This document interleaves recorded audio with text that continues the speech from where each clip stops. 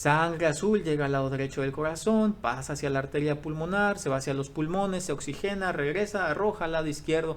El lado izquierdo la manda hacia la aorta una y otra vez, una y otra vez.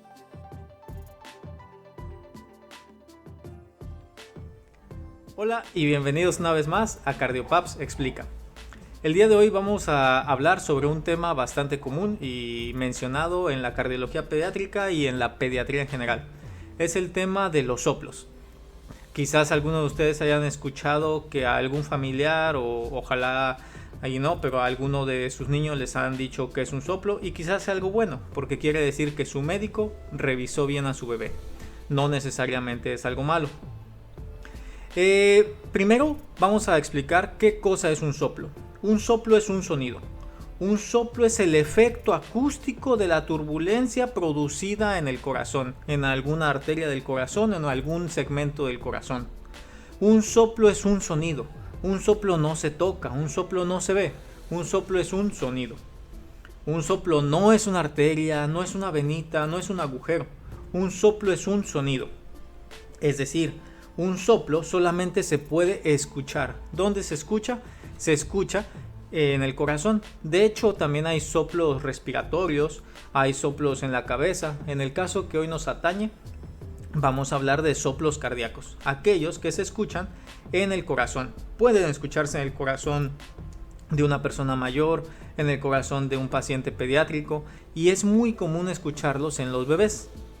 En el caso de los soplos cardíacos, es necesario escucharlos con un estetoscopio, es decir, la detección de un soplo cardíaco depende mucho de la escucha del médico que esté revisando a nuestro paciente.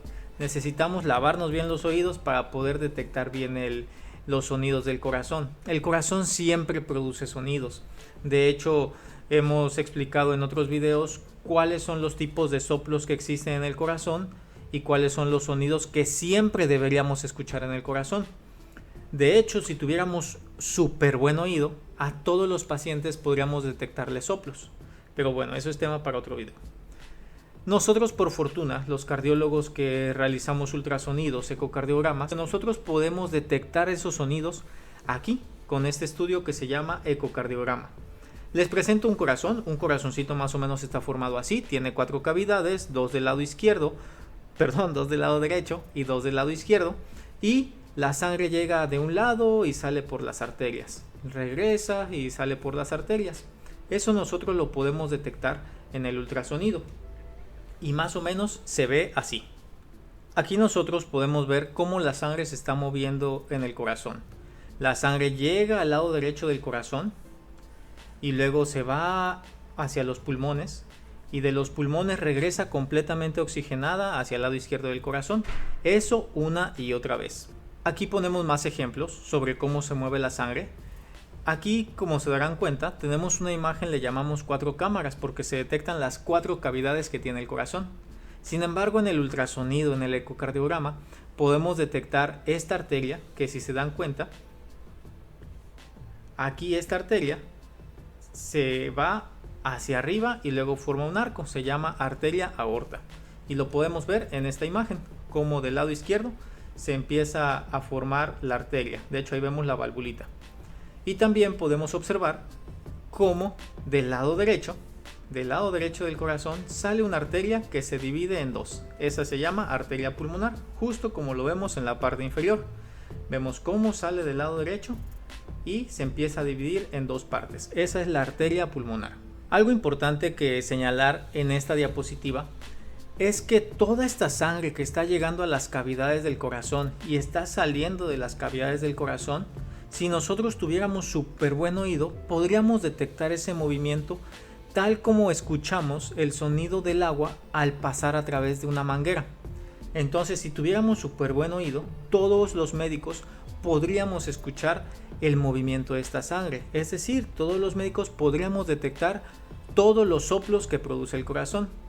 En realidad solamente detectamos algunos soplos porque no todos el corazón late tan rápido como en los bebés, no todos tienen un corazón que lata rápido o con sangre muy ligera debido a una anemia o un corazón que lata muy fuerte debido a un hipertiroidismo o mismo en los niños que siempre está latiendo fuerte. Y También, por ejemplo, no todos los pacientes tienen una cavidad torácica o unas costillas delgaditas. Hay algunos que estamos más gorditos, hay otras personas, en el caso de las mujeres, tienen las mamas y no permiten escuchar adecuadamente. Pero si tuviéramos súper buen oído, podríamos escuchar el movimiento de sangre a través de las arterias del corazón.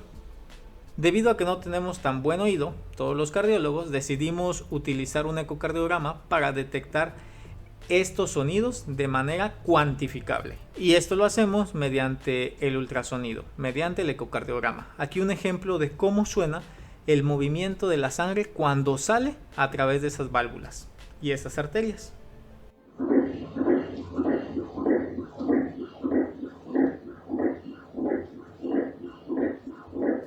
Es decir, yo podría escuchar cuando pasa hacia acá, cuando sale de aquí y se divide hacia las arterias pulmonares, cuando pasa de la parte izquierda de arriba hacia la parte izquierda de abajo y cuando sale del ventrículo izquierdo hacia la aorta. Podría escuchar eso, ¿vale? Si tuviera buen oído. Pero en el ultrasonido, en el ecocardiograma, lo puedo detectar. Eso es algo distinto a los ruidos cardíacos. Los ruidos cardíacos en realidad son el cierre de las válvulas auriculoventriculares y el cierre de las válvulas ventriculoarteriales. Esos en el 99% de las personas siempre los detectamos.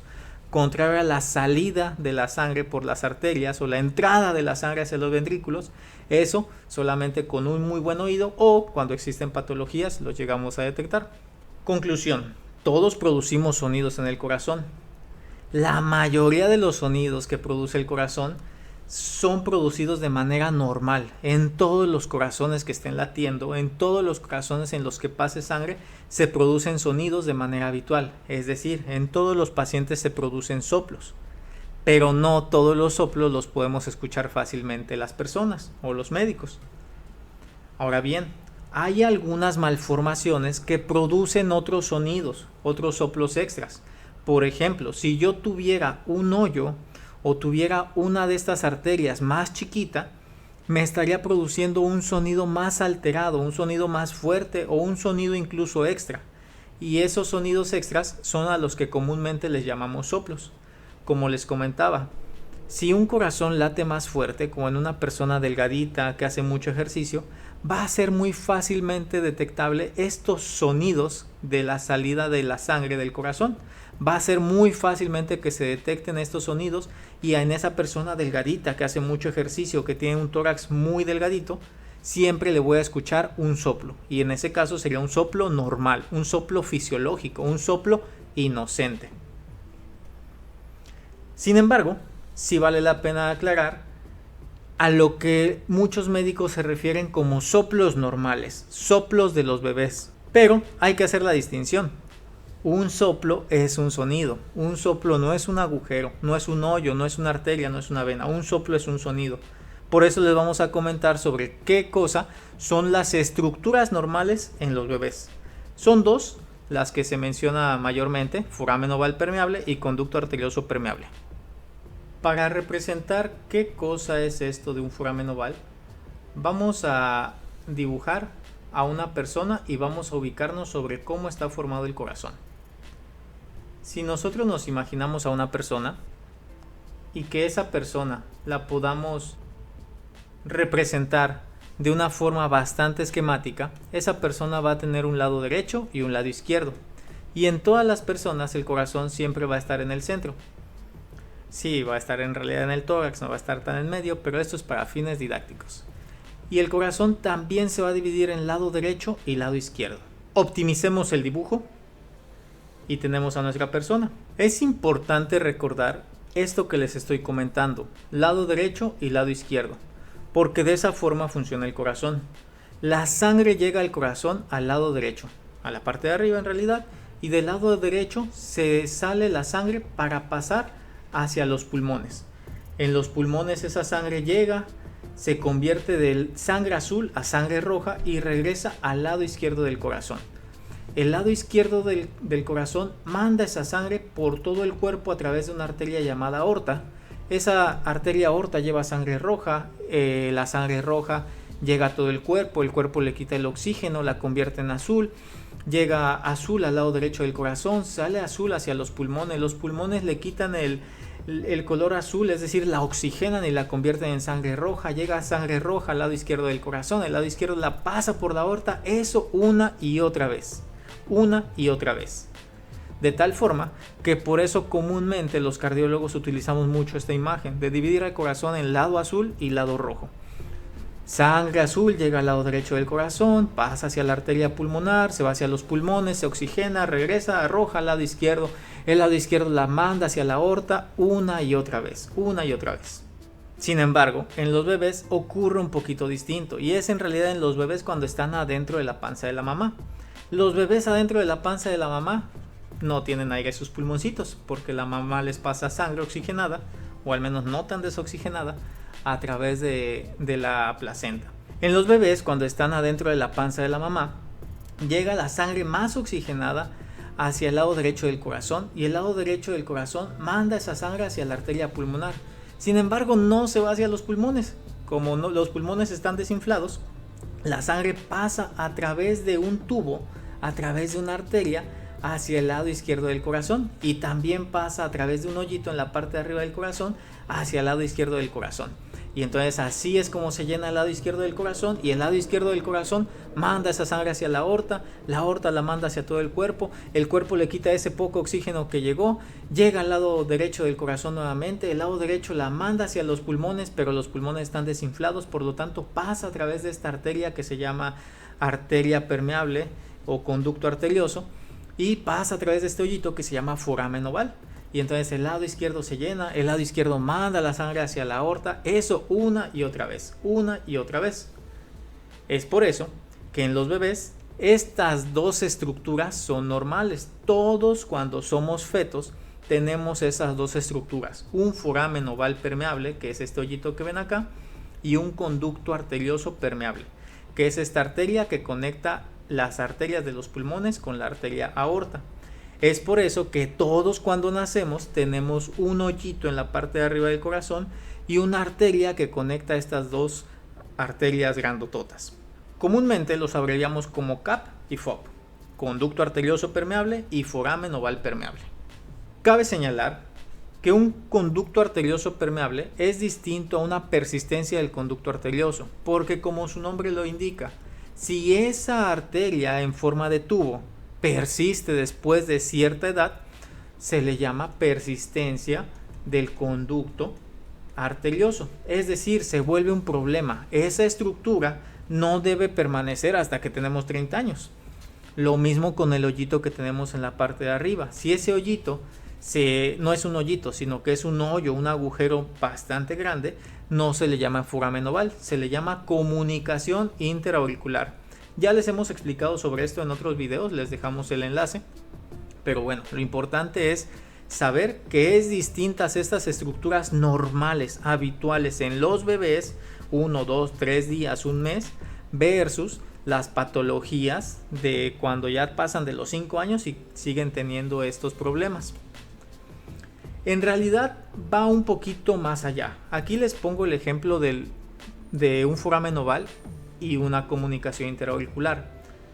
En realidad, por ejemplo, el 10% de los adultos, el 20% de los adultos tenemos un foramen oval permeable, que como se dan cuenta, en realidad no es un hoyito, sino que es un pequeño túnel que comunica a las dos cavidades de arriba del corazón.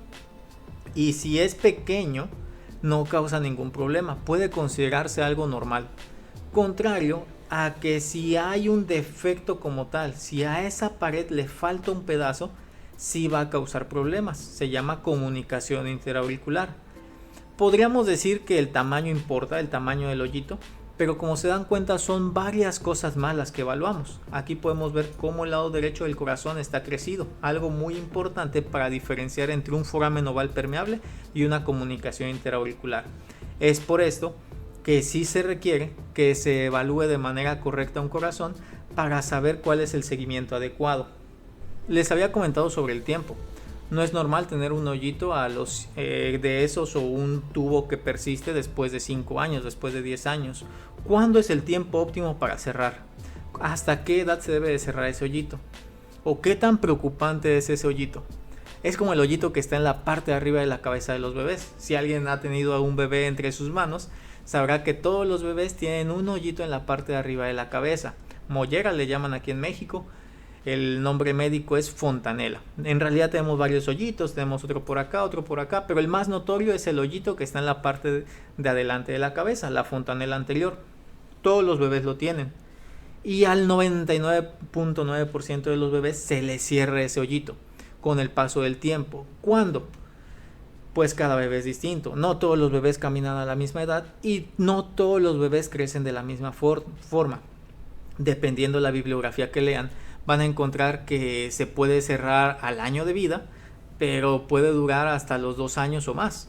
De hecho, en esta pequeña revisión que se hizo, comentan que después de los 12 años, la mayoría de los pacientes todavía tenían un hoyito de prácticamente 5 milímetros en la parte de adelante de la cabeza. Es decir, es variable.